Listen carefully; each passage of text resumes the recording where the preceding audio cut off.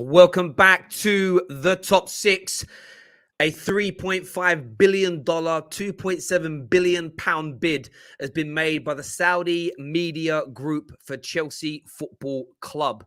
Now, what's intriguing about this group is has been announced they have no direct no direct connection to the Saudi government. They have big plans to expand on Stamford Bridge. And the leader of the consortium is a Chelsea fan who has worked and studied in the United Kingdom before. It's a private consortium looking to put this money in. Saudi Media Group are the biggest media group in Saudi Arabia. The bid is bona fiable and real. Of course, the bones are being picked out of that now by Chelsea. We're going to delve into that and much, much more. And a number of other bids now becoming a little bit more certain surrounding Chelsea Football Club.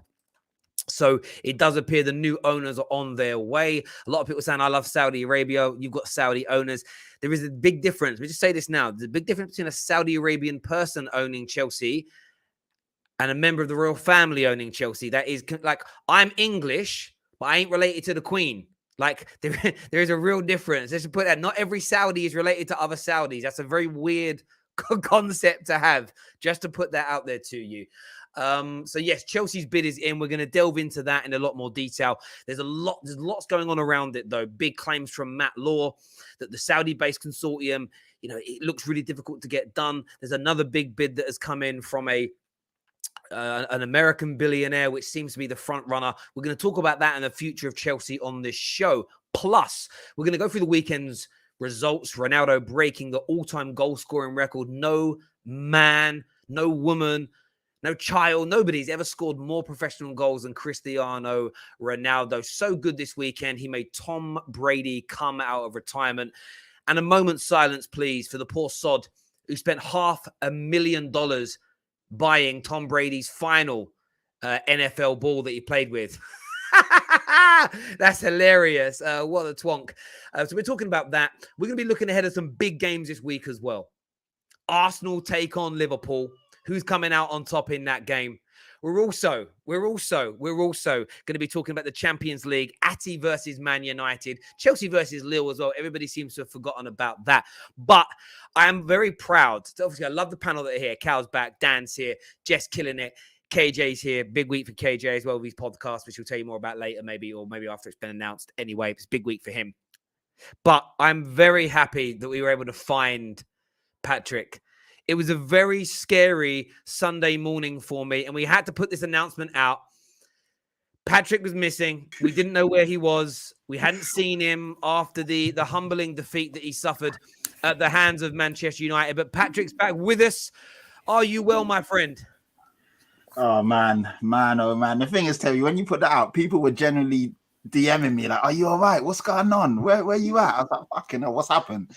I open my phone, there's like 25 notifications, then it's like 50. I'm like, oh man, you got me with that one. But yeah. It's one of the weird ones where I was like, I couldn't believe so many people didn't see it as a joke. Yeah, you know what's mad? You scared a lot of people, man. You scared a lot of people. No, honestly, you know what's mad? When you see the post, when normally it's a missing post, it's very normally a serious photo or like a photo from a phone or something.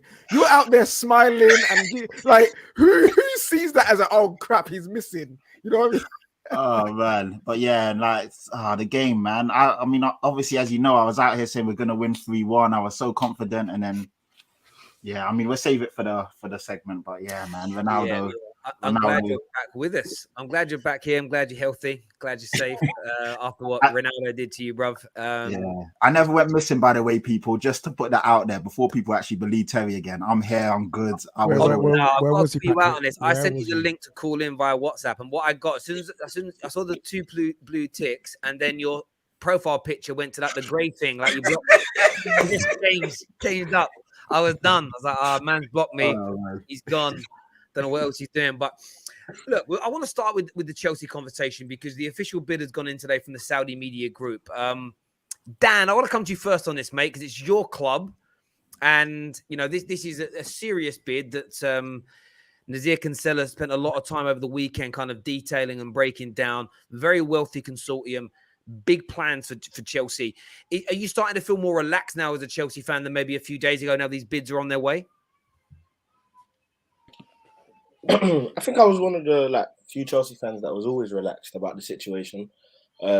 I feel like as incompetent as the government can be, I don't think they would have let Chelsea become or go into administration. They've already caused a lot of issues in terms of, if we're talking politics of the situation, in terms of part-time staff and freelancers, obviously would have had to be let off because of assets being freezed and whatnot. And really and truly, the sanctions, I don't think they thought it that much through, because the things that it was affecting within the club, it started affecting people who work within the UK, British people, as opposed to trying to affect Roman. So it was just a bit confusing about what they were really trying to achieve.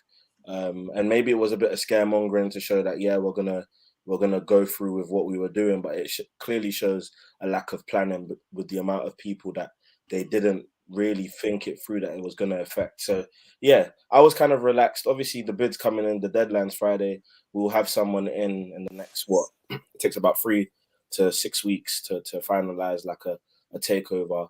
So yeah, whether it's the Saudis, whether it's the Americans, I'm always of the mindset, and everyone's going to have their opinion about, if we get Americans in, it's not going to go great because of the American owners that are at United and at Arsenal. If we get the Saudis in, they're linked to the government. If we go in for a player with Newcastle, we're going to have to listen to them because Newcastle are the premier or the main guys and stuff like that. Like, you got to think about the integrity of the league. That will definitely be something that will be looked at, and they will do thorough checks, because there is this new like way of checking and getting thorough checks on the people that are coming in to own a club. But at the end of the day, look, whoever it is, I'm optimistic. I think personally, everyone's taken the negative side of things, that it will never be like Roman, and that's fine. That's definitely a plausible argument, of course, because of the success that we've had with Roman. I just think that there was also room for improvement with Roman, and we can definitely get that depending on the people that we get in. So you just never know with these situations. But yes, it's good. Hopefully we sort everything out by Friday.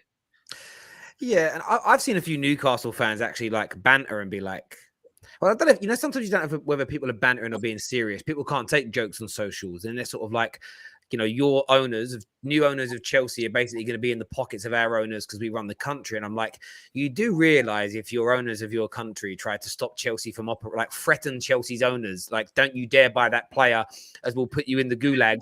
Like, I don't think people realize that that'd be the end of Newcastle United. Like, they wouldn't just sit there and allow that to happen. The league would do something. But like, what's everyone else's take on this? Because this bid's coming in. I mentioned it when we were backstage. I think it's somebody called Todd somebody or other, and a property billionaire from the UK are putting another bid in. They seem to be coming in thick and fast. There was a lot of talk about a week ago about Chelsea. They're going to go bankrupt. It will never be the same again. Are we starting to feel like maybe that was just fans being fans overly optimistic that Chelsea were going to fall away and be finished? Yeah, it's also just funny. Like, it was just fun. Like, you know what I mean? Like, anybody who has, like, not to be like dismissive, but anybody who has like half a brain knows that they're not going to go into administration. They were never going to implode and just disappear off the face of the earth. Like, come on. It was just fun. Like, I'm not going to lie. Like, I was like, let's just take this in. The memes are hilarious, obviously. And it was just nice to see Chelsea fans capitulate a little bit. But ultimately, like, I think Dan's taking like the right approach, that it could be anything, because I still think at this point it could be anything, that being like maybe better than Roman to just good, not terrible. I don't think it's ever going to be like the worst thing ever, right? So I think Dan's taking the right approach. It was just hilarious. Like, I don't know why. Like, it was just nice to see. And so I think Chelsea is still going to be in a good position regardless of who they get. I do think that it's just funny to see like how they're pushing this like everybody's against us thing. Did you expect us not to laugh? Like, did you expect us not to take jokes? Like, you know what I mean? Like, it was just so funny. And like, I think that works to their advantage. Ultimately, like, if Chelsea Football Club feel like there's an agenda against them, they can use that to get to the end of the season and try to win things. But ultimately, it's just has been a fun couple of days, hasn't it? Like, and hopefully the Chelsea fans can understand, like, it's not personal. and we don't think you're going to go into administration. It's never, You're not. it never been personal. And football fans nowadays, we all do this thing where if someone criticizes or makes fun of my club, it's everyone's against us. And then vice versa. Arsenal do it, Man United, Chelsea, Liverpool, Man City, all football fans and football clubs act like everything's against them and it's not against anyone Yeah, but else. It's, you know it is what it is. it's a combination, and obviously I'm gonna come out and back my people, and rightfully so. Like, look, I love my club, and I know a ton of people who love Chelsea Football Club as well.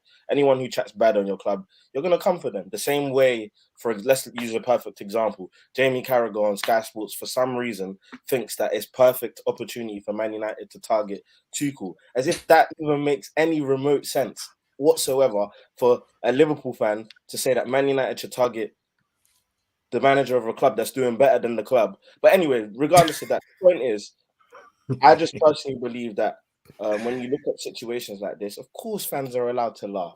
Like, that is a part of the sport. Because look, Arsenal are doing so well now. Look at the general consensus to Arsenal. As much as you do have the overbearing, annoying Arsenal fan, everyone's lapping up Odegaard, loving Saka now, loving of Martinelli. Lacazette is suddenly back in form and he's great. Partey is in form. As soon as Arsenal do go, Arteta is now part of the elite coaches. He is a son of Pep and he's great. You have to remember, it's because things are going well. As soon as things go off the road, just you know this. If Arteta loses 3 on the bounce now, people are going to be like, When we lose against Liverpool, the sky will be falling. Do you know what I mean? Like, do you know what I'm saying? So, of course, it was just our time. And really and truly, let's talk about on the pitch. Even during all this turmoil, we finally won 5 games on the bounce. And we're steady, like, just keeping up that top 4 just to make sure that we're secure in it. And if we carry on winning, I think we've got 10 games left. I believe if we win our next 3 games, which are very winnable games, Brentford, Southampton, and one other team, I think we've got top 4 secured. So, yeah. Wait, were you guys actually stressed at one point about not getting top 4? No, Terry was the one who's saying, Daniel, if you say that it's not a race, then you are just being naive and da. I was the one who said that I was never worried. You trying to mock Terry's voice? I think I was close though. That was good, wasn't it? Wait, you sounding posh. I'm fucking Cockney, bro. What are you talking about? You gotta make sure you have the hand signals too. Yeah. I don't do white power signs on the terrace. Jesus Christ, I don't know secret Illuminati shit here. Listen, I've been called everything, and I've been called an anti-vaxxer today as well. Can you imagine it? Man's jabbed. No, anyway, but like, I know. Now look, I look at the Chelsea. Banter's one thing, but we know that across social media now, banter's gone. No one can take it. We put out videos today. I did a video this morning because yesterday a journalist asked Petr Cech whether or not Chelsea would finish the season. And of course, the media will always ask those kind of questions because they're looking for headlines. We did a video that was titled, and I will read the title of this video out so everybody can hear it.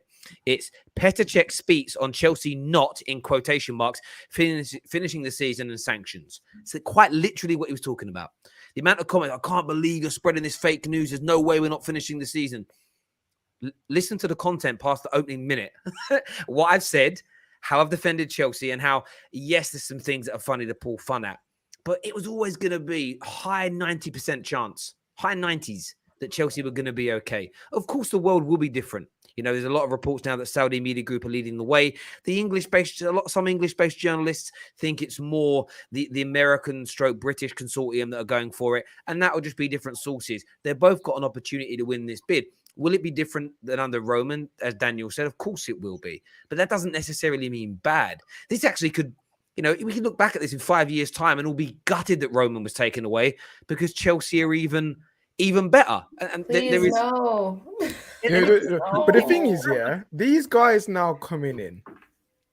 It's not like before when Roman first came in and the people who own us also first came in and the Cronkies first came in, where there's no real standard model of how to run a football club. It was all like, okay, just see what works and we'll find what works for us. And then it is these guys are now coming. You've got all the models in the world you want to pick, all the models you can look at, And then they can just model that and be like, all right, cool, this is how we're going to move forward. So it's better now. It's easier now for a new owner to come in and implement something good compared to back then, because you've got the examples. You got Man City, you got Liverpool, you got Bayern, Ajax, you got all these different teams you can look at and be like, right, we want to run it like this. And they've got the money to make that happen almost instantly. So like Chelsea fans should literally just be calm, like Daniel, just be calm, chilled, and look forward to something new and fresh, because Roman's been there he's been there for years. He's been there for years. And sometimes a nice fresh change could spark something new for that football club. You might even get actually a big stadium for once. You know what I mean? Like for once, how? That's a big stadium that actually wins trophies. A big stadium that's there for football and not because Spurs. You're basically Spurs was essentially they've built like North London's Westfield. Is basically what your stadium. It's essentially like just a place where you go to listen to like a concert or watch boxing. It's a concert. It's a venue. I actually think Tottenham Stadium is more for NFL than it is for football. Yeah, it is. NFL, like they're trying to get the NFL, basically a franchise like played in the UK. Listen, when they do the Super Bowl at your gaff, there'll be more trophies won at Spurs for the NFL than it actually was for Spurs. Don't you think it's convenient as well how it's always it's obviously not everyone knew this, but it's always the worst two teams in the NFL that travel down to London to play in Tottenham Stadium. Like this is going to be a recurring thing. So obviously just following the theme of a bad team, bad stadium, all of that kind of stuff. All right, here we go. We're not that bad, jeez. We're not bad. We're not that bad. You were at the weekend, bad enough to lose to us. Wow, you let a 37-year-old I knew this. Destroy you. Listen, Ronaldo he's the best 37-year-old you're ever going to see, innit? It's the same 37-year-old that scored 2 against Arsenal, so it is what it is, innit? Ronaldo in that form, he's unplayable, man. Imagine you pick that out, like he scored 2 against Arsenal too. Yeah, like Arsenal we're not on trial. We're not on trial right now. We have until Wednesday to feel good about our lives. Like, relax. Jeff, you never know. You could beat Liverpool. You never know. Stranger things are happening. This madness right here. No.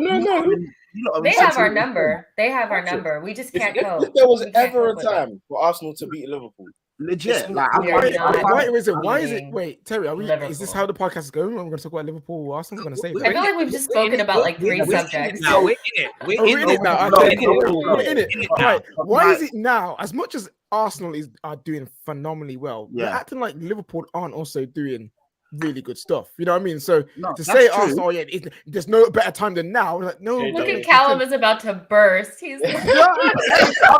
I'm just a fly on the wall here. I'm just listening. I just want to have on record that I don't think we're going to beat Liverpool. They are in excellent form. We are in good form, but them being in good form and us being in good form, those 2 different things. Okay. You're being modest right now, Jess, because you're not in good form. It's the way that they play when they turn up the heat. We just can't cope with it. Like, it's another thing. I saw Arsenal fans being like, well, Salah looks like he's not training. Who cares? Jota is who you need to be worried about. He scores 3 goals on us every time we play them. Like, I don't care. We're not. Luis Diaz against Cedric. Hello? Like, come on. My man would just be no look dribbling while he's at it, fam. No look passing. Yeah, they better put the time back on that game to 9 p.m. It's going to be rough. I can hear the Emirates go silent as the first goal goes in. Like, it's going to be an interesting night. But I'm of the train of thought. Listen, Liverpool are the favourites of the game. You can't not make them favourites. They are better than Arsenal. But the thing is, again, I've seen too many people switch straight to this. Yeah, Liverpool, because they always do it. That's when shocks happen. And this season has given us a lot of shocks. I think Arsenal are going to pull something out of the bag performance-wise. I personally, when it comes to predicting, I'm going for a draw. I think it's going to be like a score draw, 2-2, 3-3, fairly high scoring. Maybe not quite the 4-4 we all got to witness at Anfield with a man like Arshavin all those years ago now. It's a long time ago. But Arsenal have got a chance. They've got a legitimate chance. When's the last time we scored against Liverpool? No, I said, would Arshavin even be allowed to play nowadays? No, last season, Jess. Last season you scored. We did? Oh, we did. We did. It feels like so long ago. But to be fair, last season at Anfield, it's at Anfield, right? No, it's They at didn't Emirates. And last season you won at the Emirates, and you No, shouldn't they have. didn't. When they were on the Daniel, they beach. didn't.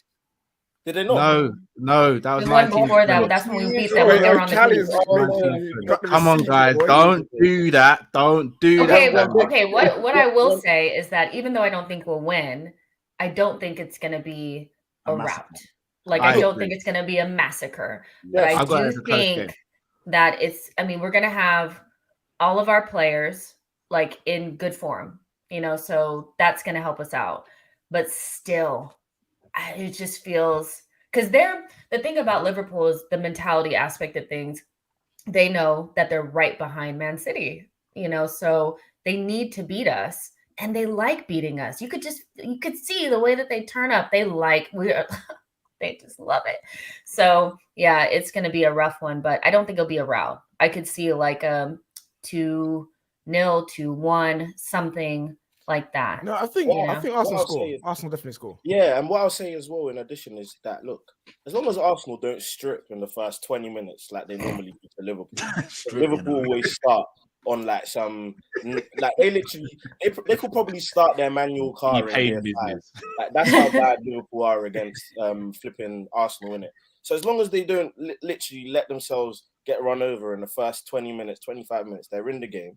My personal belief is it can actually be a good game because you've got the players there to not go toe to toe, but you can threaten. And for me, look, Virgil van der Leegte is still one of the best defenders in the world. Van der Leegte. He has this tendency to always pass on. Like he just so relaxed. And I don't know how Callum is like he's What done because it. he's not what because he's not a thug like Rudiger. Okay, He's Callum, too relaxed okay. now. Let me not banter anymore. He deserves his respect. No, Daniel, it's too late. You've opened the room now, bro.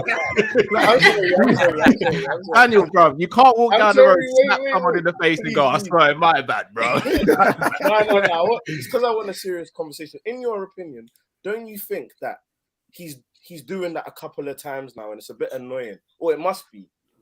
All right, so on the Virgil thing, now that you've drawn me out, Daniel, what I will say is there's times where his nonchalance looks amazing, but other times where it comes back to bite him a little bit. What I would like to see from him is to vary it a little bit. So the goal we conceded against Inter, for example, yes, he should have shut that down, but Matip for me was the one mainly at fault because he gave the ball away, which meant all our defenders had to shift over, which would have meant an overlap on the other side. So I'm not defending Virgil. I'm just saying that he's not the only one who's to blame for a situation like that.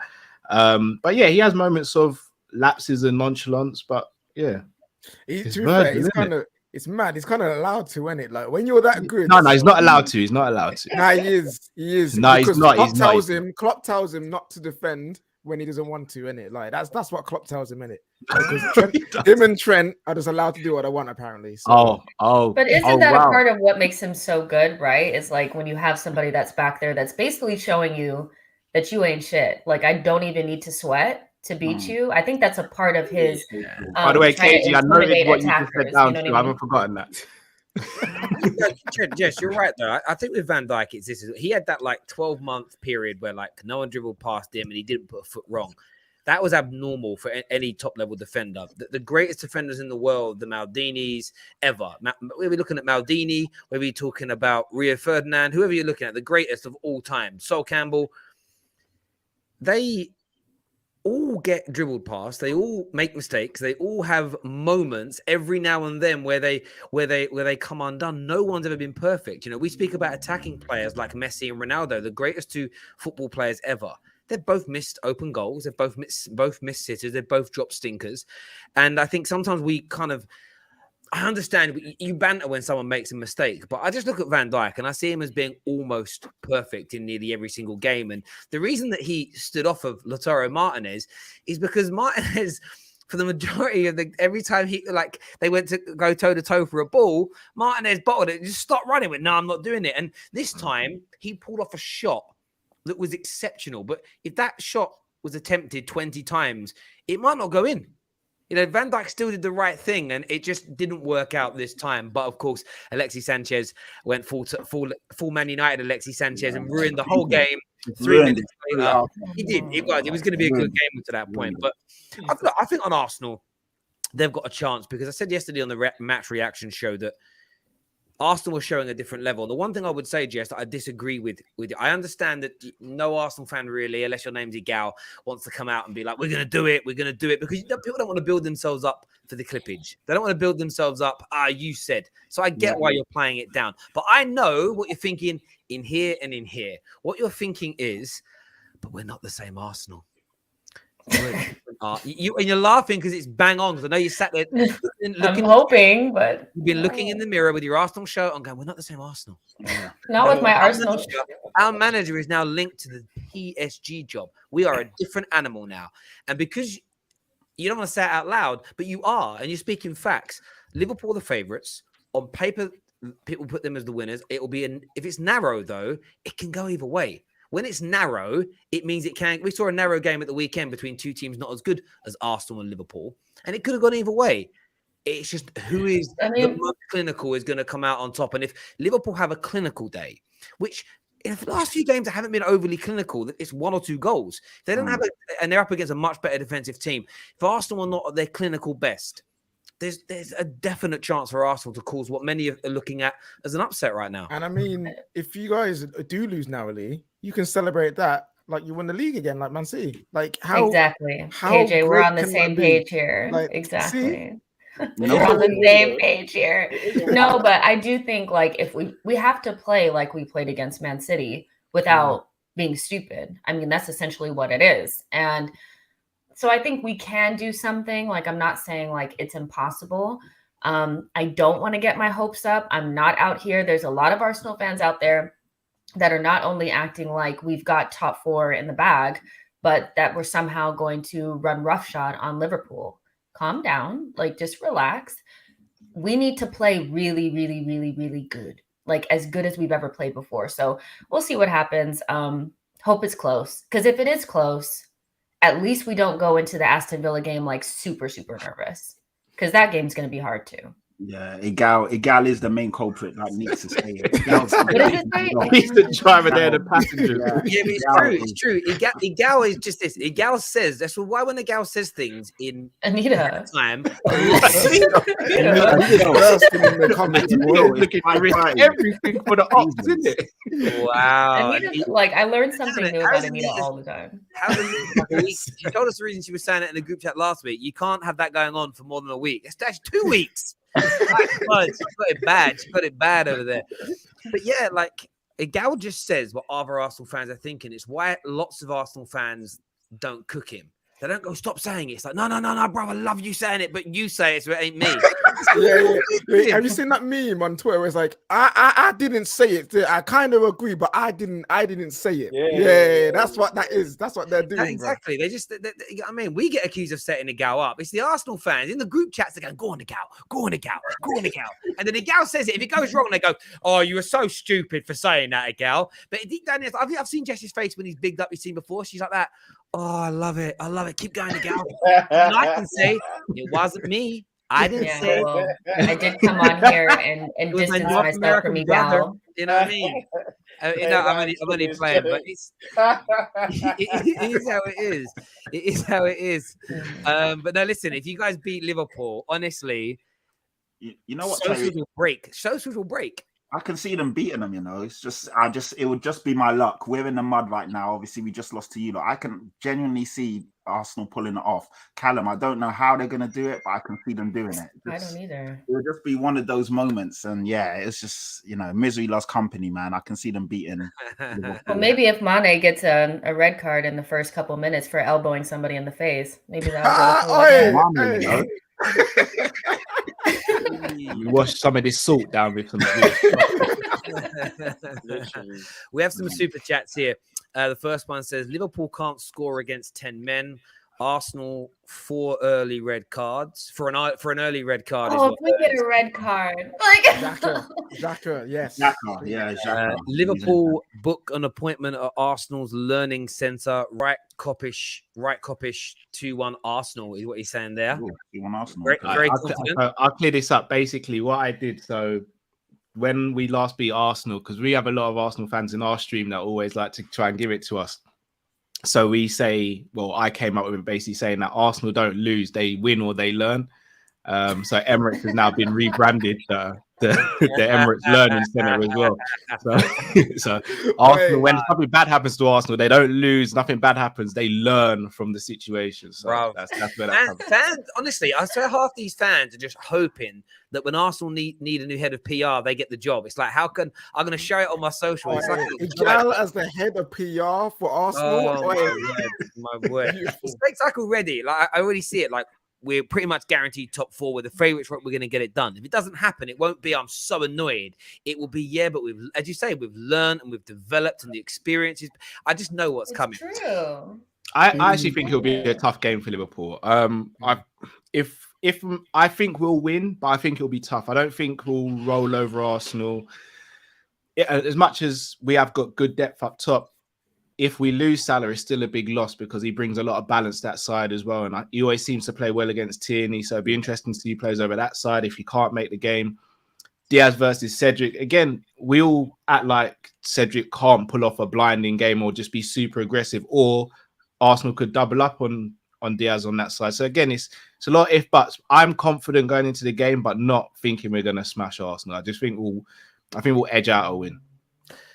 Comment here says that Cow is Afro Man because I got high. I know. I'll clear that one up again as well. So on Friday we were doing a show and we basically started singing stuff about Chelsea to the song because I got high because they're in the mud. Don't worry, Dan. I'll share the lyrics with you later. There we go. Lone Tricks here says as soon as Spurs lose, Son and Kane back to being mid-table team, they go. Learning Centre at Wednesdays. Cow we move is what dare I say. Drifty says Diaz versus Cedric is what selection's got to say there. That's going to be an interesting one indeed. Red Wolf says Matt Law has been very dismissive of anyone who isn't part of the how do you pronounce that? Wes consortium. That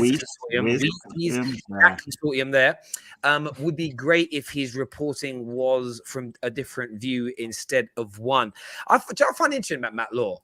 When he puts out a story that Chelsea fans love, it's our guy, our number one. When he has like an angle that they don't quite like, it's he ain't that credible, by the way. Matt Law is pretty damn credible when it comes to Chelsea and Tottenham. Like he's about he is credible. Matt Law, you've got Kinsella, and there's one other guy, Simon Johnson. Those three, like they're about as good as it gets. That doesn't mean they don't get things wrong. When it comes to Chelsea, I would trust, even on transfers, I would trust Chelsea and Spurs. Those three, I would trust over Fabrizio when it comes to the news of those clubs. They're very, very good. Possible 1.3 trillion coming to Chelsea. So, Nathaniel. You don't get their net worth. Yeah. So just to let you know, the consortium might have that collective amount. Football clubs can only take from their owners, on average, about £90 million over 3 years now. This is why the Newcastle takeover isn't going to be like Romans and the Sheikh at cities. They can't spend the wealth anymore. Like, honestly, guys, research what like FFP and what it stops you from doing. They're not getting that. Bless him. No. They're not getting that. If you did, it'd be over. But you're not getting a 1.3 trillion plus. Because I got her. It's crazy. It's crazy. Right, there we go. On the Arsenal, Matt Law was the first one to break Lampard getting sacked. Yeah, because he knows what's going on. Hypocrisy, Saudi money as Yemen blood on it. Let's not do this. Listen, look, we don't know. I think what's important to remember about these consortiums is no one knows quite yet who has invested what into these consortiums. You'll find that sometimes it might be Saudi-led, as in the front runner might be from Saudi Arabia, but a lot of the money could come from America. A lot of the money can be from investors from all over the world. That's how these funds and these hedge funds and these investment funds are created. That's why as well, by the way, you won't get the full 1.3 trillion if that's what the fund is worth, because the people that put that money in at some point, they do want their money back. Like, they're not just going to spend it all on football players with no return. It could never happen. That'd be weird. Anyway, Arsenal play, big game for them. Top 4 wise, though, United win at the weekend. Spurs now, would you agree, are out of the top 4 race after losing to Man United, or do you still feel there's this outside chance of Spurs and a bit of a resurgence? They've got a chance. They've got games in hand. We'll see how they do. We'll Still see how got they a do. chance. It's going to be very difficult. Arsenal definitely look good for top four. Man United is still there. We're still in it because we could still win some games, and obviously other teams can lose it. But obviously losing was a big, it was a big setback. So to write us off right now would be crazy because there's still a lot of games left. But obviously Arsenal winning again, the gap is becoming a bit, Dan, I wonder why are you shaking your head? We're still in the, how could you write us off? There's like 10, 11 You games. know what? Them beating Man City was a big deal. If you guys had not beat Man City, you guys would be out. Because those are 3 points you shouldn't have had. You know what I mean? So those are big 3 points for you guys. Otherwise, you're still in it because your run-in until the end of the season is much easier than ours and United. The issue is that you struggle with teams that are not as good as you. I don't know what it is. You can step up in the big matches, but when you play against teams that are smart, that know to sit in a block and not let you guys play on the counter. That's why I don't look at games against Everton that you guys play or Leeds, because they're stupid. But if anybody's smart enough to just sit in a block and frustrate you guys, you might struggle. But at the same time, I hear you. I wouldn't count you out. I wouldn't. The reason why I agree with Jess, and the reason why I say we're not out just yet, we still got to play Arsenal, we still got to play West Ham. These are teams that are in or around it, so we can take points off them and obviously also gain some momentum. We've got to win some games though. It's as simple as that. No excuses, but we're not out of it just yet. I'll tell you why it's done, Why? And it's for the very reason I was saying. I was literally even disagreeing with Terry a while back. So when Conte first came in, and a lot of the reasons, and plausible reasons, like I'm not even saying it was wrong, a lot of the reasons why people thought you would get top four is because you had Antonio Conte, big manager, world class, in his pomp. He's tactically sound, come in, do a job, manager bounce as well. That would help. So that was all there. But for me, I said a world-class manager is a world-class manager because of the squad he has, by the way. Just to point that out. And when you look at that team, quality-wise, it's not there. I'm sorry, it's not there. And on top of that, for me personally, I look at it like this, and it's the same reason why, and look, KJ's going to come in and probably interrupt me again, and that's fair enough, and I understand. Son falls in the same category as Pogba. These are players, and Son probably less so than Pogba. Less so. Far less so. Pogba, a world-class player on his day, but that on his day thing means nothing. As a Premier League player, he has not put in a body of work for me to say that he's a world-class player. And that's simple. I don't think he performs well enough. The same thing with Son. I think Son has great purple patches. I think Son is a great player on his day, causes great damage on his day. However, you can't rely on someone like Son, in my opinion, to take you to the promised land. And obviously you've got Harry Kane. But after Kane, and then I wouldn't quite call him inconsistent, but a Son who is not the most reliable, that squad is bare bones. I look something that someone said, Patrick, last thing, and then you can rebuttal. Something that someone said, if you go back to one of the plays that after the Ronaldo third goal, it's something so simple. It was a lofted ball. I've forgotten who played the lofted ball in behind to Reguilon, who, if he just laid it off. Kane had a tap in.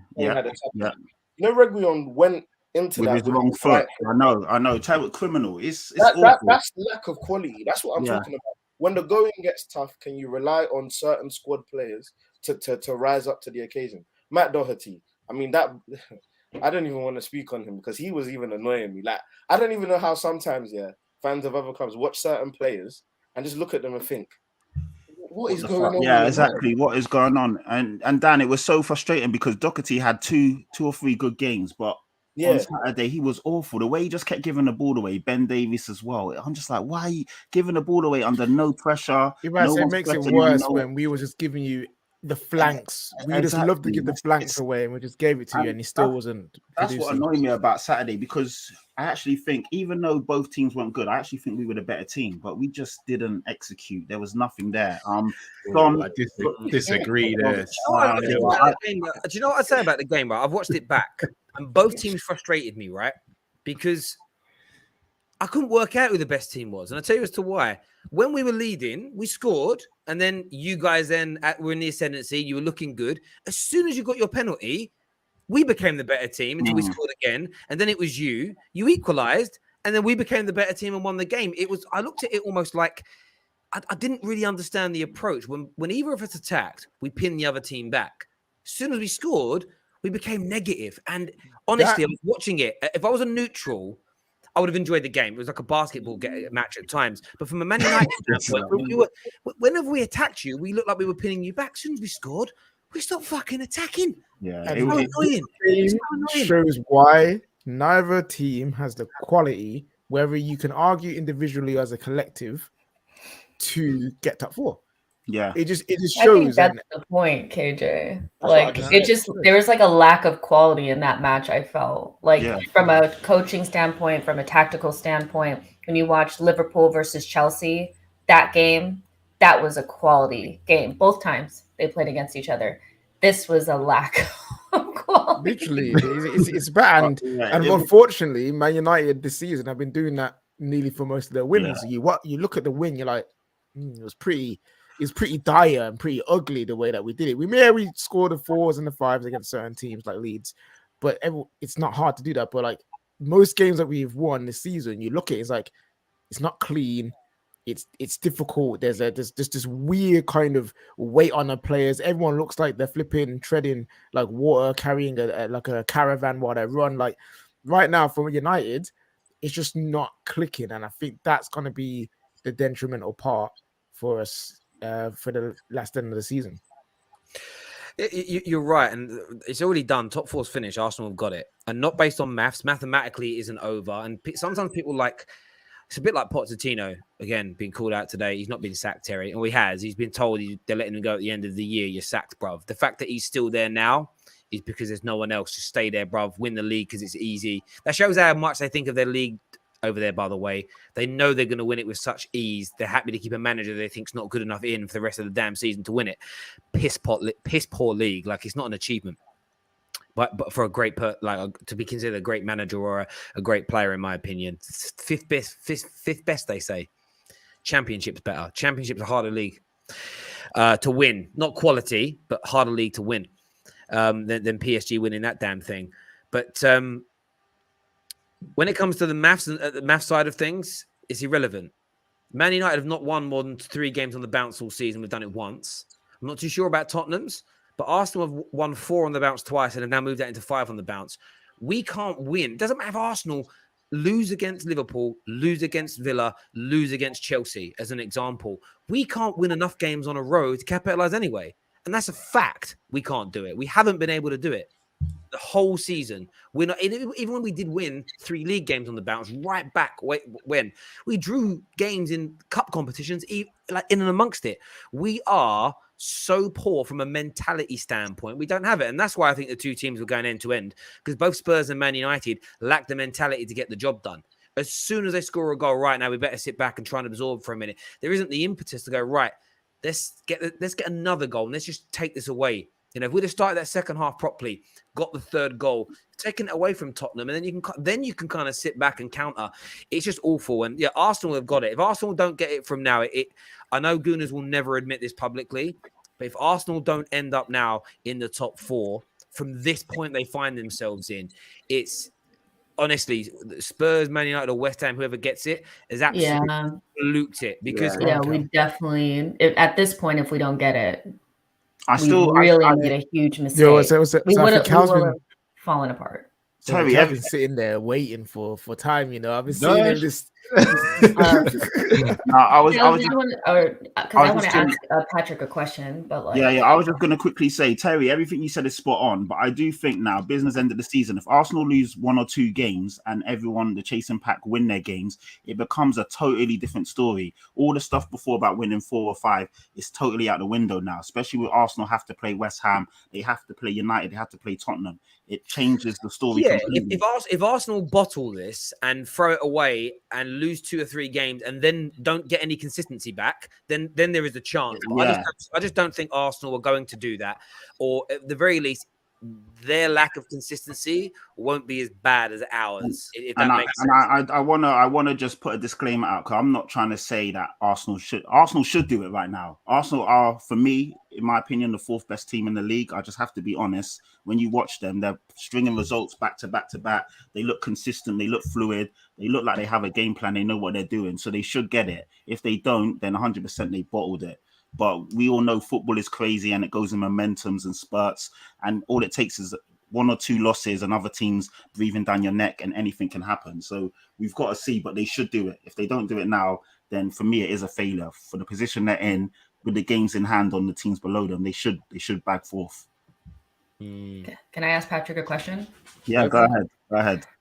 So if you guys don't make top 4, or you guys finish in that conference league again, the 7th place spot, wherever, where's the culpability in terms of Conte? Like, because he surely has some responsibility here, right? Yeah, it's not just the players, right? Like the balance and what you guys expected from tactically, coaching wise, even though he doesn't have the best players, he should be getting more out of this group, shouldn't he?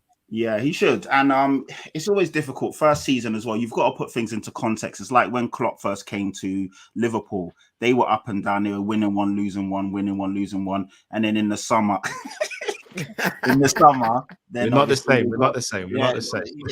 Let me land.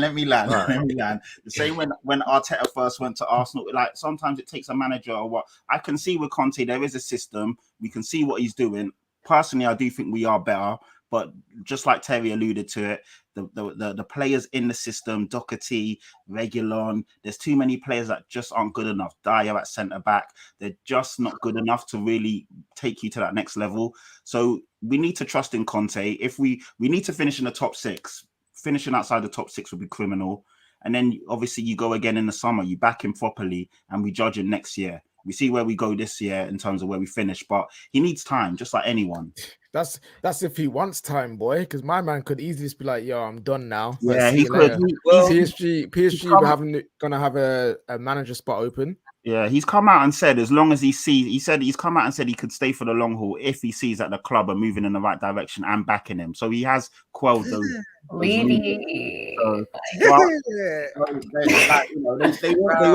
won't put that out there because they don't want to sensationalize actual decent stories. But yeah, he has said that quite a few times. But it's all in Levy's hands. He needs to back him properly now. No excuse. So who are the next games for United? Obviously, I know Arsenal play Liverpool. And then who's the next game for Tottenham? Actually, Liverpool doesn't count because that's a game in hand-ish. So who's the next game for everyone? We've got Brighton away on Wednesday, and then we've got West Ham at home on Sunday. And then we don't play. We have Villa away. Man United have got 2 weeks, a weekend off now, so we don't play until Saturday week against Leicester at home. Yeah. So I feel like I'm just gonna say, like, I think whatever happens against Liverpool for me doesn't.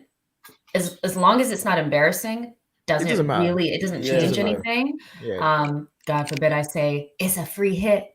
Legit. I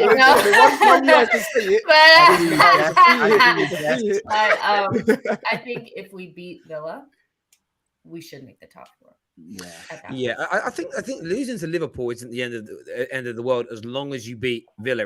And again, where I slightly disagree with Daniel is I think the games in hand do matter because right now Arsenal are a point ahead of Manchester United. But if they were to lose their games in hand, and I'm throwing that out there as a big if, suddenly it's all to play for again. Where if they beat Liverpool and beat Villa, it is finished. It's 7 points. Clear. Yeah, they're clear. And they're clear. There's never going to be a 7-8 point swing. There's not going to be an 8-point swing in the last 10 games of the season by Man United, who can't win more than 2 on the bounce. Yeah, like it's not because Arsenal are very good, but it's not because Arsenal is so good that we would never be able to match the thing. It's literally we are that inconsistent that you can't see us. We've got Leicester, then we've got Everton, and I think we got Brentford and Chelsea. You can't see the last game of the season as well. You know what I mean? You can't even those 3. Can you guarantee 3 straight wins for Man United? You can't. I think, those teams. Yeah. No, I hear you, bro. And look, I think it just goes to show, like the standard set. And obviously, like I said, I got a bit of a cooking last week, and obviously I have to hold that one on the chin, even though I stand by what I was saying. But it goes to show the standard set by Man City and Liverpool, innit? And obviously, you have to be in that. You're talking about a 4th place race where we're talking about teams not being able to overturn a 7-point swing. Whereas Liverpool, Man City keep winning game after game, and it's literally 3 points between them. And you're just looking for literally a ray of sunlight anywhere. One drop point anywhere swings it the other way for the other team, and it's like, you know, and it's almost like who flinches first kind of thing when you talk about the title race, because I think whoever drops a point, it just works in the favor of the other team. So if Liverpool drop a point and Man City win, then you're almost like, oh, maybe it's a bit too far. But if Man City drop a point and then Liverpool win, it switches it. Unlike the top 4 race where it's like literally back and forth. Literally, I think Arsenal before they beat Leicester were 6th, and then they won, and then they were 4th. So it's literally that constant. Yeah, you've got that. I think as well, the City and Liverpool, it feels like one mistake could be it, because both teams are capable of. Yeah, because both teams are capable of winning every remaining game of the season from now. Do you get what I mean? So if one draw can be the difference between everything else, it's going to be an interesting. I actually think it's actually a massive week of football the next 7 days. It really is, because Arsenal play next Monday night. You've got FA Cup, Champions League that we're going to move on to in a minute. People, I've got some super chats here. First one says, "Foreign investment is what made the Premier League the biggest league in the world. So if you don't like it." If you don't like it, don't say the Premier is the best league in the world. Listen, I would say S. Wade is this. I don't have an issue with anybody having a problem with certain types of investment, depending on where it's from. But if you don't like it from a particular country, but yet you're buying iPhones that are also funded from that country, just stop. That's the issue. All I've got. I'm happy for people to be virtuous if they're really a virtuous person. If you wear Nike trainers, I don't want to hear about human rights. If you use iPhones, I don't want to hear about Saudi money. Like, I don't want to hear about it, because one have their trainers made in sweatshops. The other one take money from the same people you're saying shouldn't be able to own Newcastle. So either use none of their products or buy anything connected to any kind of dirty money. By the way, good luck buying anything ever. Or shush. I can't stand the virtue signaling. I don't like virtue signalers. Annoying little people. Cal, according to, I think I was going to say Arsenal fans, we're supposed to be scared of a midfield of Gibraltar guard, Xhaka and Partey. TTTTT at the Arsenal in good form, man. You can't mug them. They're a good team right now. You got to just give them. I would say it's. I know it's like, okay, we're in good form, but like our players aren't crap either. Like, they're actually good players. Like, come on, like, it's not just good form. Like, you know what I mean? Like, we're good. No, I'm giving you your flowers. Like, you lot are a good team and you're in good form. So it's a bit, the jokes are cool, but. Going to the game. These are the jokes that are coming out of their little private sectors, and they're behind their, closed doors with their own people. You're like, oh, make fun of Arsenal. It's coming out here. Now I know about these learning centers and whatnot. Like, I didn't know about that. Learning centers. Get out of these Arsenal group spaces and get involved in proper fan content where it's a mixture more, and you hear these things. Get out of the echo chambers and roll with the real ones. The real ones. Are we going to talk about how Chelsea cheated to beat? We will get onto Chelsea when we get onto the. No, Jess, it only applies for Liverpool, and it does happen to Chelsea. Come on, Jess, get with the program. It is so rich. After what's it called? A season of what's it called? What do Arsenal fans call? What do they call it? An agenda from the officials against them. If this is Granit Xhaka, when it was Granit Xhaka, it was a penalty. Nah, man. Listen. Hands up, Jess. Hands up, Jess. Head movement. Explain it. I've already got Daniel's explanation. He's going to say it's not a penalty. He's just going to say it's circumstances. It's football circumstances. And do you know what it is? Next week we might not be so lucky, but we were. The same way.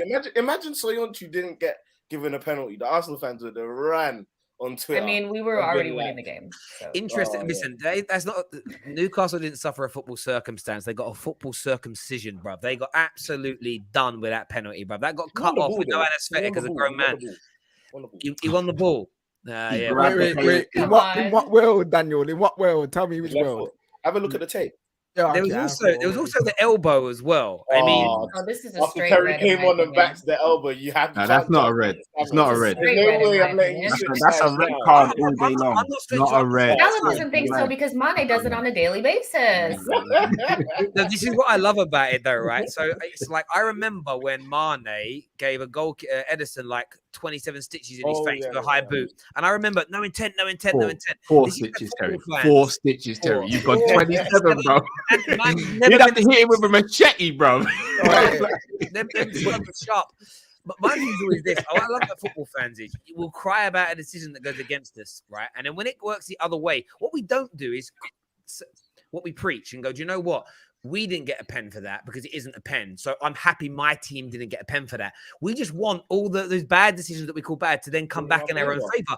And ironically for me, that's what allows refereeing to be bad. We don't care about the right decisions. We care about us getting the rub of the green as fans. That's why for me, that was a penalty that Chelsea gave away. But I know when Chelsea play against Lille, if Chelsea don't get a penalty for the same thing, Chelsea fans will be screaming there's a conspiracy against us. 100%. But that behavior is why referees are bad, because they're not held accountable. I don't believe they are. The pressure isn't on. Do you know what would be powerful against the referee associations?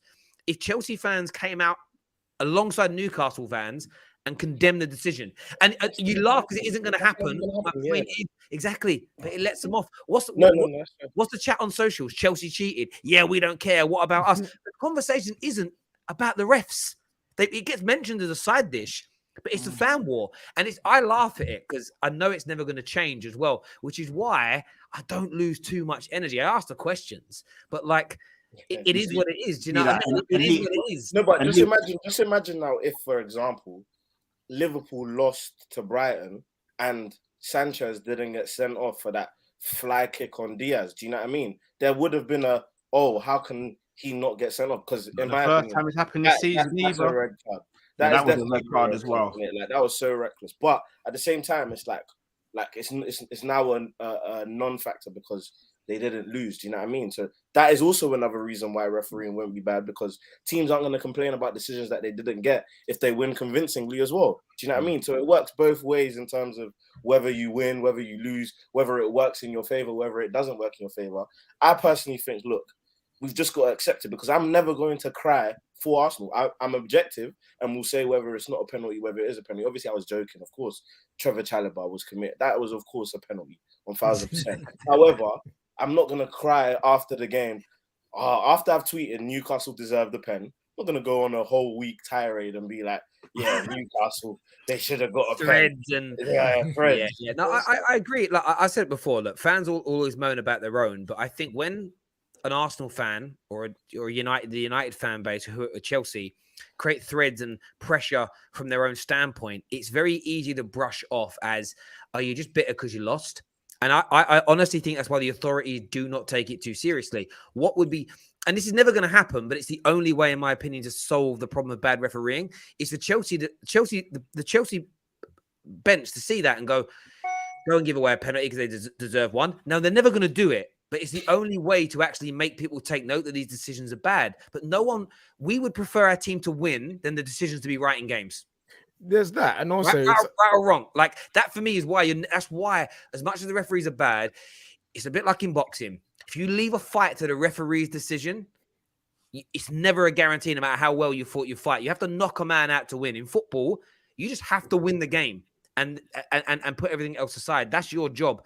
And there's so much belly aching from fans. Literally a week ago, Chelsea said the FA literally have an agenda against us, and then a week later, this happens, and it's like, yeah, but. It's boring, man. It's boring. It's boring to hear. Or you can be, I think you could be one of two ways. You could either be always, no matter who it is, going hard, against the refereeing because it's crap, or just realize that sometimes it goes your way and sometimes it doesn't. Because, during the game, if we don't get a penalty, I'll be like, oh my gosh, we didn't get a penalty. We should have gotten it. Just let it go, because I can name probably 5 or 6 times in recent memory where calls went our way that we probably shouldn't have got it. Like, that's just how it goes. Like, you know what I mean? And like, sometimes we just go a little bit too far, but like, sometimes it goes your way and sometimes it literally doesn't. Like, you know what I mean? Like, there's so many times, if you look at it from the other perspective, like your team gets away with stuff. Everybody's team gets away with stuff. And then things go against them. Like, you know what I mean? I don't focus too much on refereeing decisions, but I know some people they can't do it. And I just feel like the refereeing is never going to change. So I just changed my outlook. I'm like, sometimes it goes our way. Sometimes it doesn't. Yeah, I agree. I think that's all fair. Like, I still complain about, I was angry about the penalty that Everton didn't get, but not because I think there's a conspiracy to stop Liverpool winning the league. I think it's just bad. The referees bottled the decision on the day, and that's what I'm more frustrated with. If that makes sense, Yeah. but again, you're never going to get City go. Oh, do you know what? They should have had that penalty. Do you know what, guys?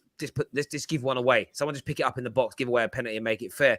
And it's like clubs don't want it fair. Clubs want to win, and I think fans have just got to get with that program a little more. Champions League week this week.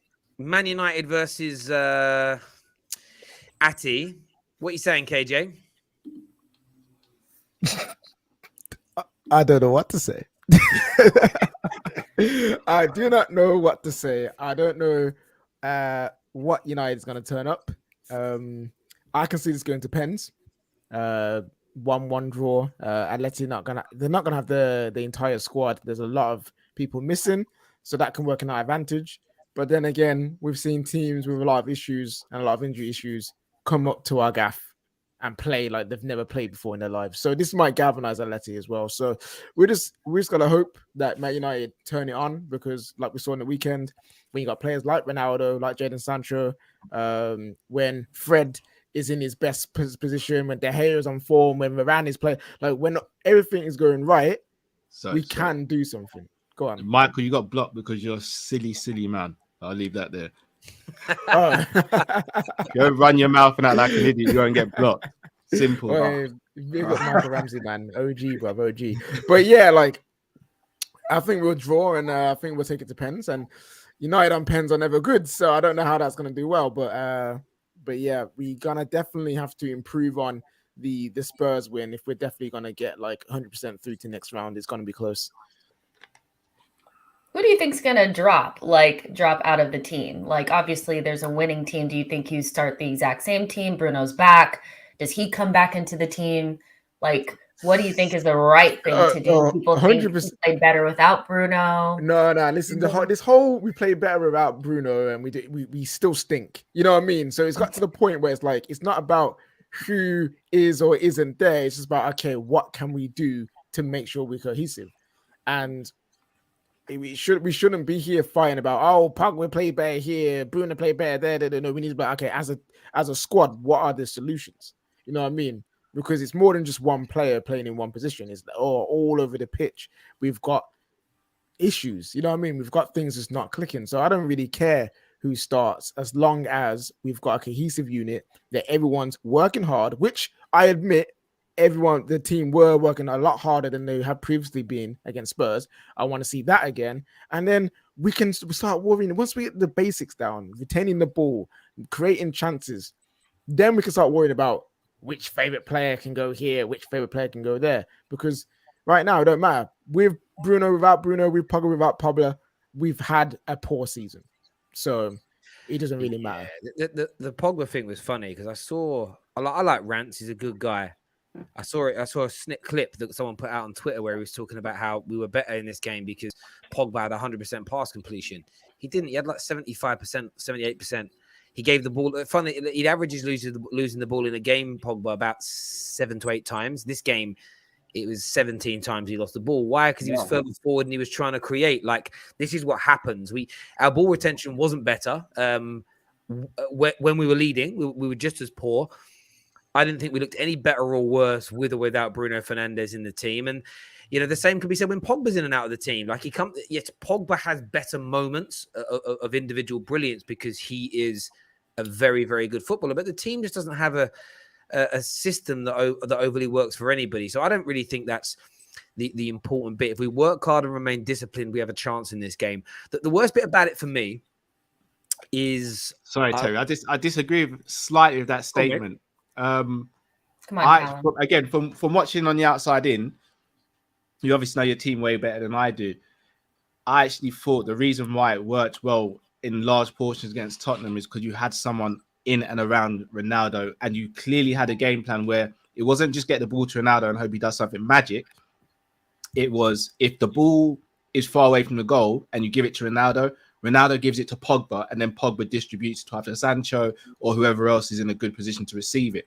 Then, when you were further up the pitch, then Ronaldo was getting the ball in dangerous areas and allowing himself to do what he does best. I think that was a clear tactic. I think you went with the game plan of, right, we're going to almost split the team in two. You've got your attack, and then you've got the rest. The rest are going to do their job. Run. Fred was a machine on that day. They'll do their job, and then let the front four just do what they do. And I think that's why we saw the best of Sancho as well. That's the most free I've seen Sancho playing. I hear you. Sorry, Cage. The difference is that the chances we look, take out the stunning shot that opened the game up, which is just a stunner. The 2 goals Ronaldo scored today, he's been missing 2 or 3 like that a game for about 2 months. Legitimately missing. He missed open goals against Leeds. He missed an open goal against, I want to say it was Burnley that he missed against. Watford he missed goals against. He's had some opportunities where he's gone round goal. He's had an open goal and then not been able to get his hips on things. He's had 3 in 3 separate games headers from just in the middle of the 6-yard box that have gone over the bar. He's had all those chances in those games. That's why I say watching it, I do get your point. Pogba, his distribution is definitely better than Bruno Fernandes's, but then I don't think he's like that. People call it a Hollywood ball or a cross and inshallah, but they also label Trent with those things.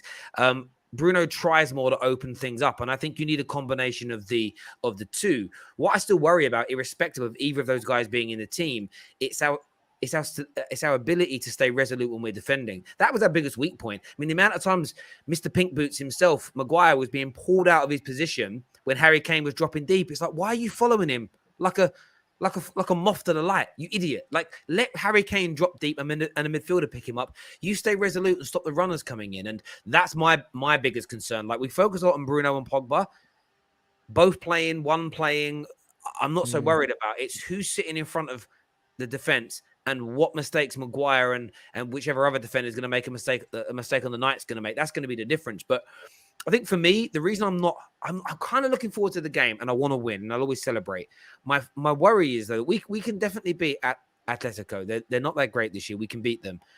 But I'm going to have no excitement going into the next round because I have zero faith that we can win this tournament. And that's the most painful part about being in it. I feel like every round is just prolonging the inevitable. And that's at some point we are getting spanked 5-6 goals being conceded over 2 legs.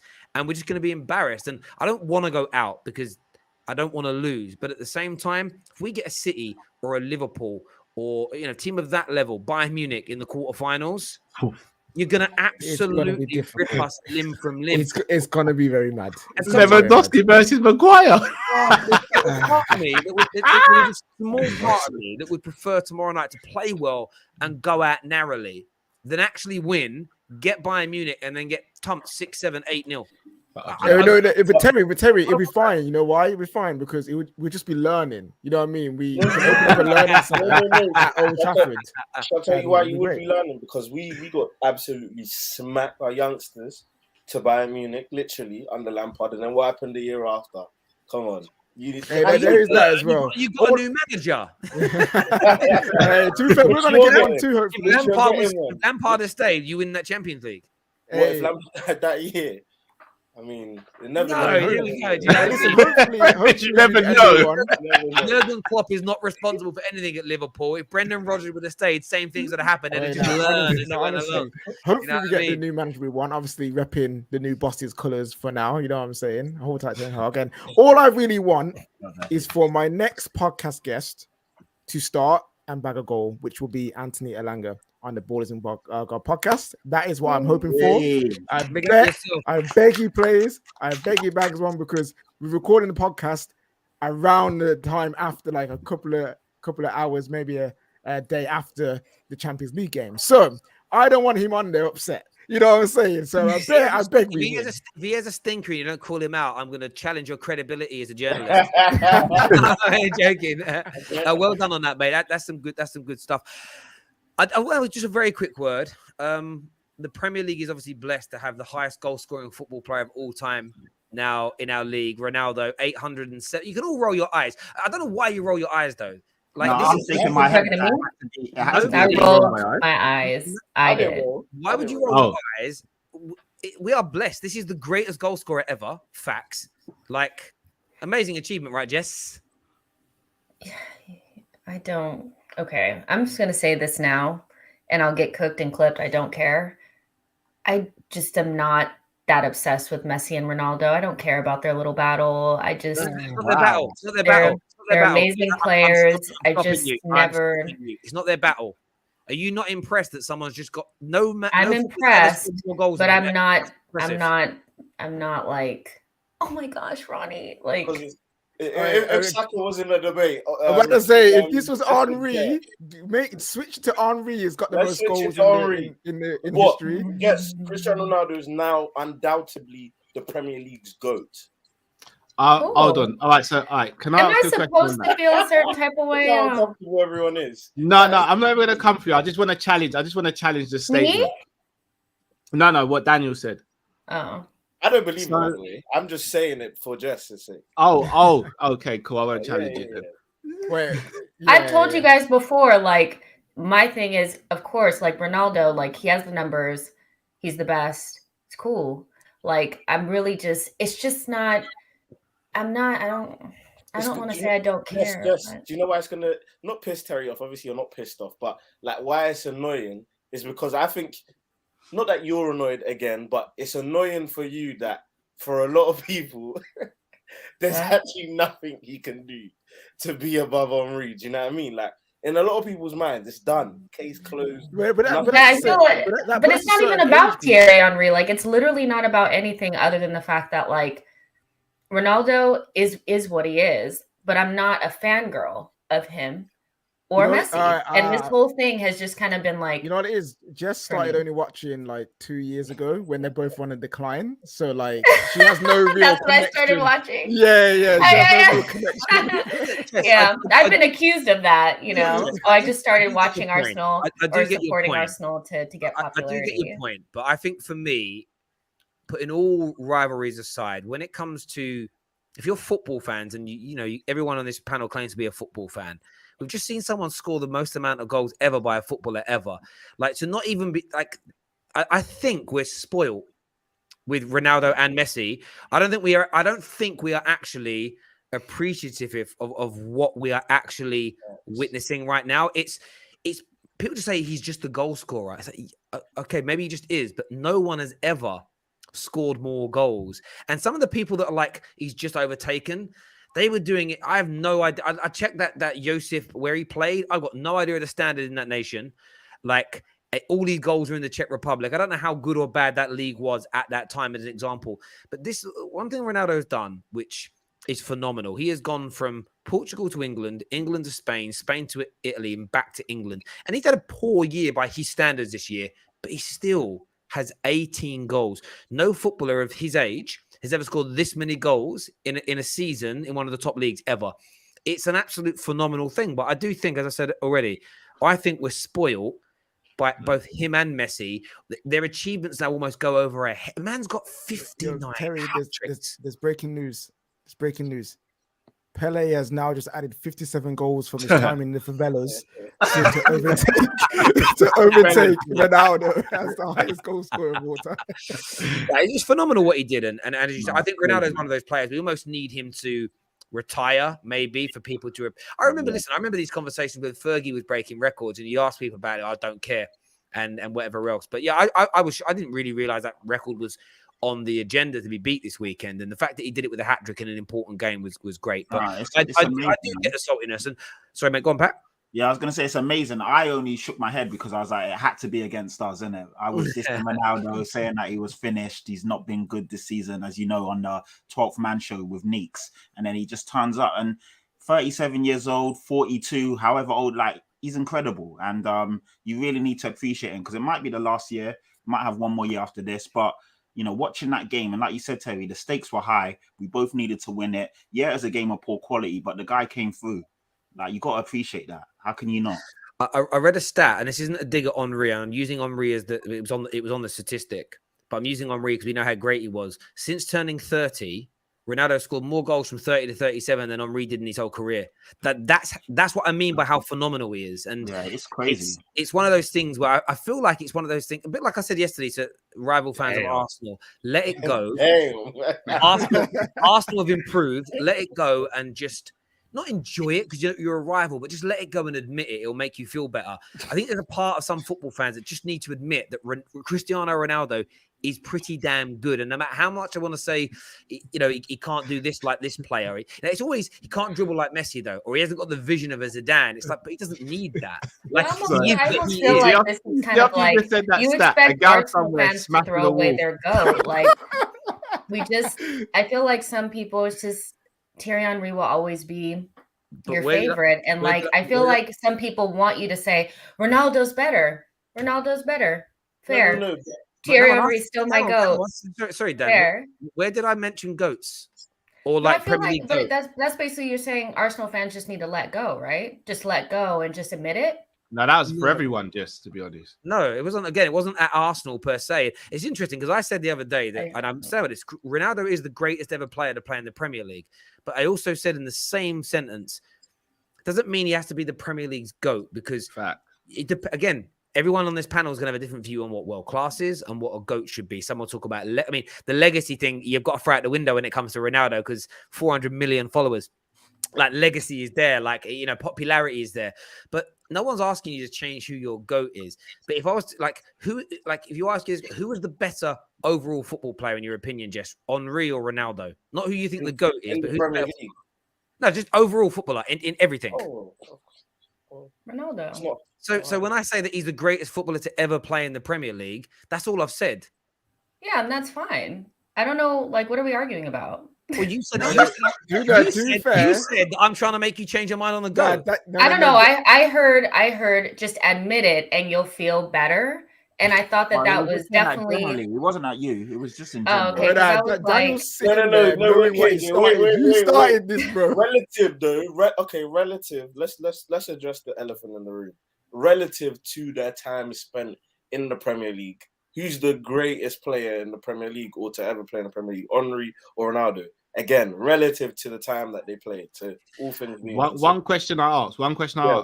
Did they spend the same amount of time or similar amount of time playing in the Premier League? Not really. Well, I don't know actually. Then it's going to be skewed. It's going to be skewed to whoever's got the longevity. It's skewed anyway because they're not even the same age. Like one came. No, but the age thing. I disregard the age. We had this debate before. We've been through this already. Like the age don't matter. I want us to have a clear criteria. So just clarify Callum's like what he's asking, the years that because my thing, I'm looking, no disrespect to anyone, I don't care about the age that they were both playing in the league. Is like I just need to see it's relative how long they were both playing. I don't think the age matters. One sec, so you can compare it. Ronaldo did 6 years the first time he was here in this season, so 7. Henry did 1, 2, 3, 4, 5, 6, 7, 8. Yeah, that's fine. So yes, now we have a comparison then. Yeah, that's good with me. So, and obviously you had that again, and it's so close. Henry, in the time he was here, certainly scored more goals and got more assists. I don't even need to check to know that he did that. But then you look at the thing, of course, they both were in teams that could win. Ronaldo has won more trophies, including Champions Leagues, 3 Premier Leagues on the bounce, FA Cups, of course, won the Ballon d'Or when he was here. So you could even look at the Swan songs. He came back for he only came back for 7 games. I just looked up. I thought he actually stayed for longer than 7 games. I checked it. He didn't. Again, the criteria is interesting because if Arsenal fans are setting the criteria, they will set a criteria they know that Ronaldo can't touch. Man United fans will do different. So it's a case of a mixture of the two and you can work it out. But Henry will probably always come out on top in many people's eyes. Everyone knows my issue with Henry being the GOAT. Not that I don't think he is. What's your issue? My issue is when people say things that it's non-debatable. I don't like the claim it's non-debatable. It's frustrating because I don't like people that shut down an argument before the argument's begun. That is non-debatable for them because you can't change their mind. I think that's pretty much what they're saying. Yeah. Which is kind of where I kind of stand. It's like, you know what I mean? Like, nothing will really change my mind. If we have that logic on everything we talk about, we all better shut our YouTube channels down. There's nothing to talk about. It's about opinions, and some people just have opinions that won't be changed. Yeah, but if you don't want to discuss it, then there's no point having you'll be willing to have the conversation. So it has to be debatable. But do you have to be willing to have the conversation? Yes, or can you just accept? Or can you just be making football content about opinions? Like, you're sitting here now having a football conversation about opinions. You've got to be willing to listen to people's opinions, right? I just feel like sometimes you just have to accept that some people are not going to change their mind. Jess is sitting on this hill. I will never say that Henry is not the GOAT. and Ronaldo is. But it's I never feel happening. like that's the conversation that we're having. It's the underlying Well, conversation. you is, two are having is that will conversation. Arsenal People fans down here are accept killing it? it. Yes, Fine. Susan, Even though I have accepted it, and I said that Ronaldo is obviously the better player, like overall, there still feels like there's this air of like, well, just accept that I do, but Thierry Henry is my GOAT, and a lot of people's, and they just and that's are fine. not going to change their mind. You can have the debates over and over, but an Yeah. opinion Yes. is an opinion is an opinion. Yeah. Like, it So just is there anything Ronaldo can do at this point now to ever be the GOAT above Henry in your head? No, because you guys, come on. I'm an Arsenal fan. Please, That doesn't like, mean come anything. on, like, you know. I think that goes back to Cal's point. The reason why a lot of people say non-debatable, some people, is if you start setting criterias, there's a possibility you lose. So if you make it, You can't lose if you're not having a debate. Like, that's my thing. It's like, you can lose, but we're not You having a can lose. debate. But We're not. You're not Okay, listening to the point I'm making. If we all sat here now with the audience and everyone watching agrees that this is the criteria to be the GOAT, it doesn't matter if you think you lose, the audience can agree that you've lost and go, actually, based on the criteria we've all agreed to, Joe But Bloggs. that goes back to me saying I really don't care if I'm wrong on this because I couldn't care less. Is that okay? You're too emotional for someone who doesn't care about this, Jess. So you're hiding it well. You're hiding it Am I well. emotional? I think you're showing more emotion than I am. No, I'm showing excitement and smiling. Mo at Liverpool. It's funny how you can show little to no emotion, but you're emotional because what? You're holding it in. We can see the suppression of the emotion. Not really. Okay. Mo at Liverpool GA every 96 minutes in the Champions League and 90. I mean, listen, I've said before, if you actually look at Mo Salah's numbers, I think he needs another 2.5 seasons and he matches everything numbers wise that Henry did to the T. Like Mo Salah's phenom. Oh, so here's the thing. I know I'm gonna get battered by Liverpool fans for saying it. Football's not just numbers, man. I say this all the time. The eye test is subjective and stats are contextual. You have to marry the two together. You can't just say one's the better than the other because of goals, and you have to look at the circumstances around it as well. Like, So and I'm a Liverpool fan. I'm a Salah guy to the death, but do both, what man. Is saying is Hazard over Salah. That's what he's basically. I am no. I am not saying that. Caldo, you are right, and this is the thing with criteria is people don't like to be in a criteria because again, it removes your feelings if it's a criteria. Your feelings don't matter in that. And again, I've always said I look at Henry as one of the greatest players to ever play in Europe.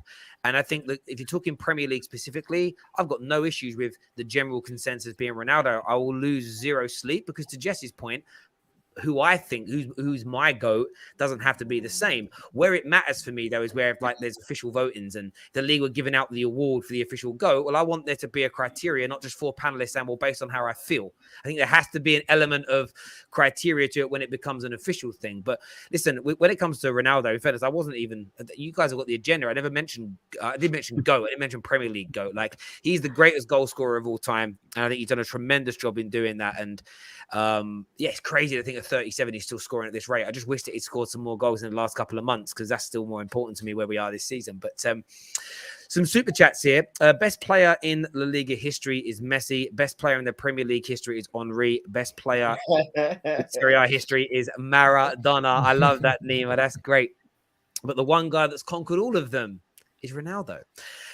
Henry in 965 games, 411 goals. Ronaldo at Madrid in 9 years, 443 goals. Matches, 450 goals. For fuck's sake, Premier League GOAT is small fry.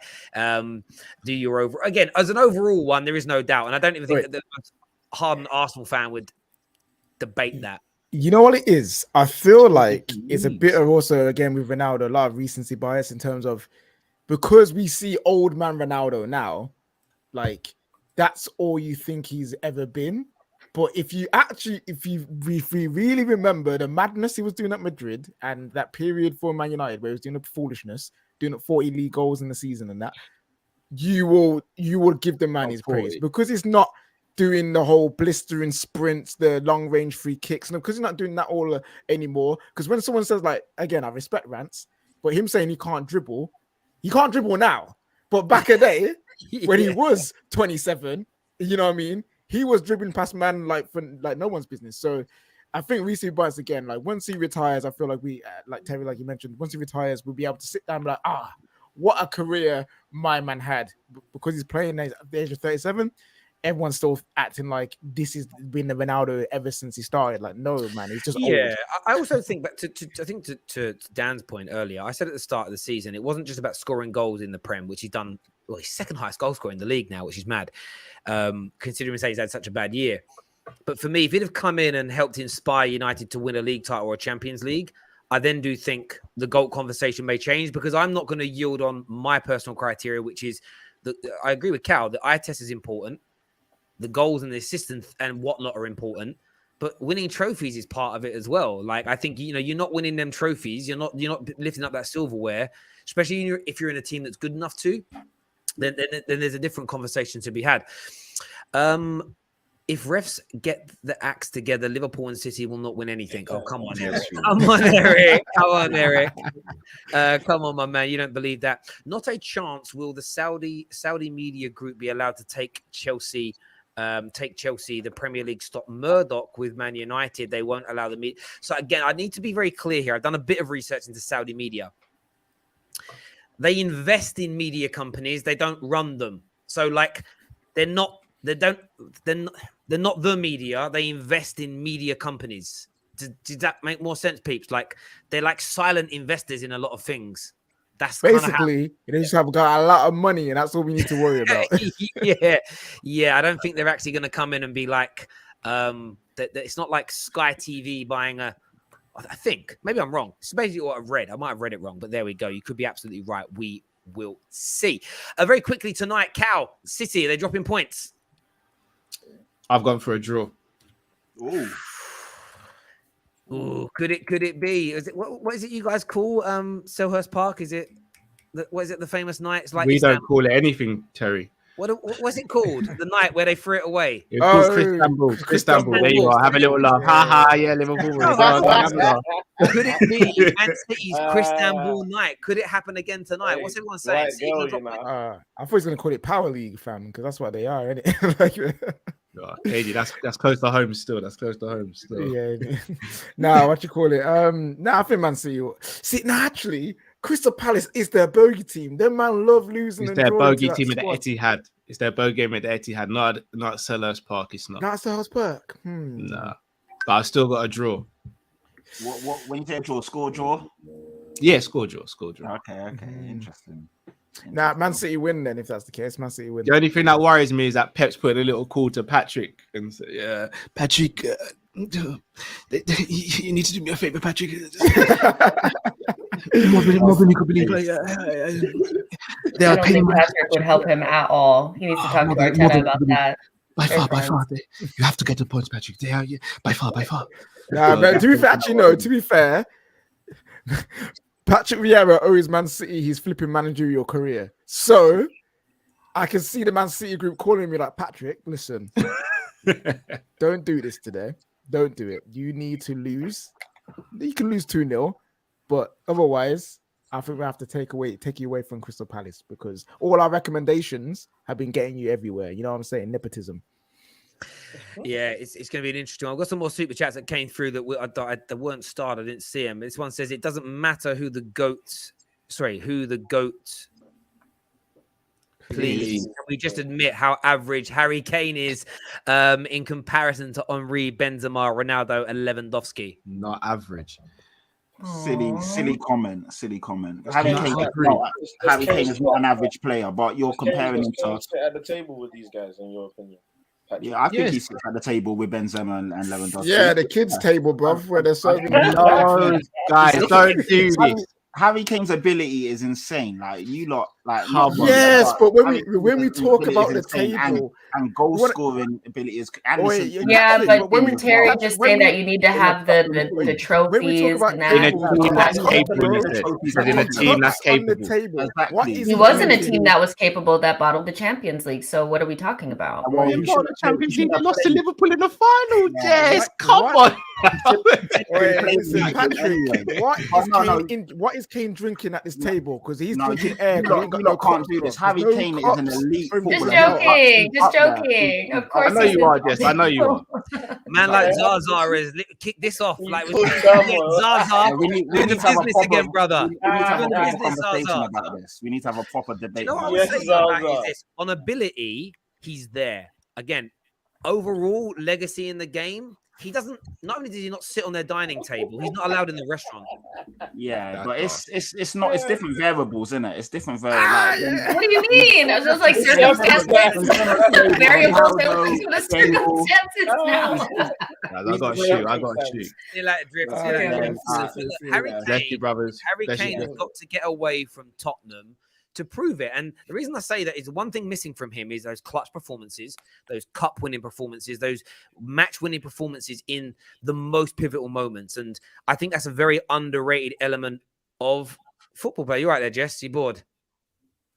No, I just got clipped like 5 times, like By by who? you guys. Every clip that you guys have put out has been me saying something. Oh, That's no, I've said Tyler, isn't it? something as well. Tyler, what are you doing, Tyler? Thanks, Tyler. I Tyler's love Tyler doing got that. me once, See, Terry's British bias kicking. So I Wait. just said that the English guy isn't as good as the foreign guys from an English perspective, and that's my British bias kicking.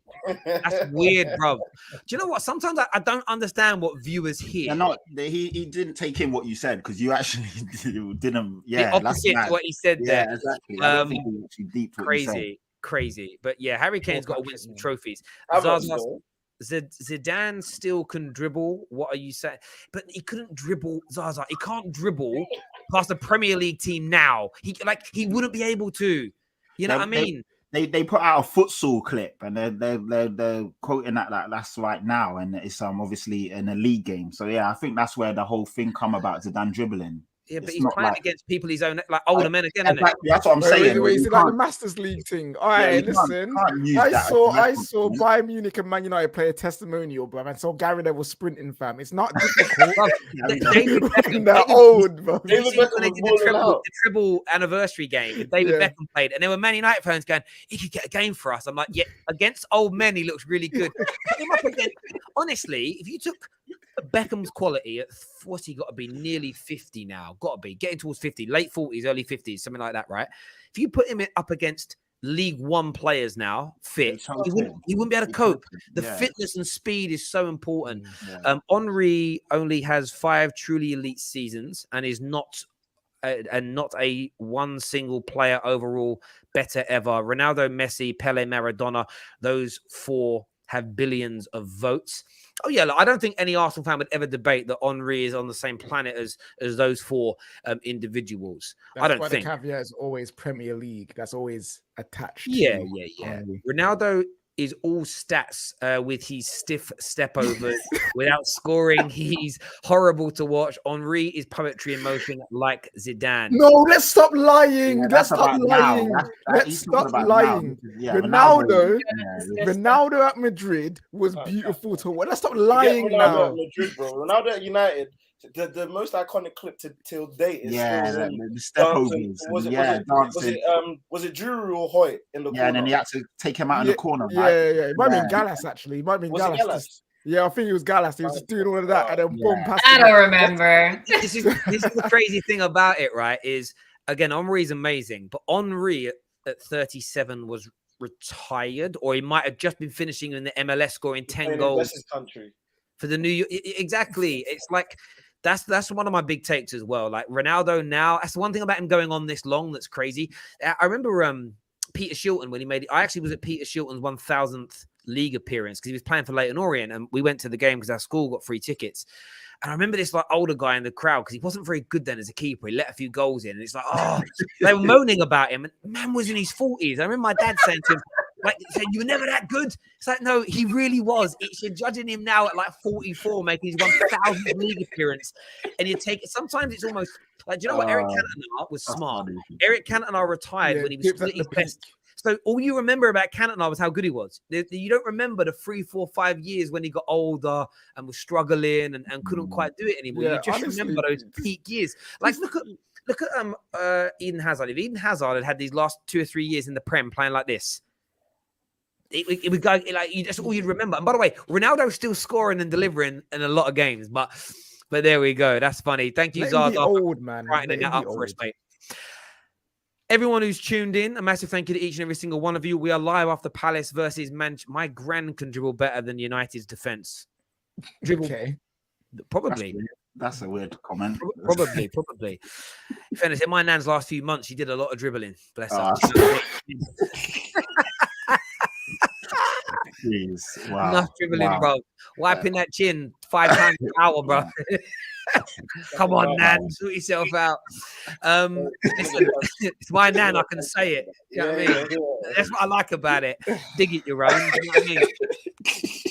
I'm still disappointed with what I was left. No, I'm joking. Stop, Terry, stop it. They're gonna come for your nan, Terry. Wait, that's out of pocket. That is out of pocket. No, mate, Jake, well, my nan, bless her. I love my nan. She was great. Listen, everyone who has tuned in, make sure you do me a big favor and smash the like button before you leave. Subscribe to the Football Terrace. Another great show. Great fun from everybody. Jesse's sending them super chats from our alternate accounts about Ronaldo. There we go. Can you imagine? Listen, take care. Goodbye. God bless. And we'll see you all again.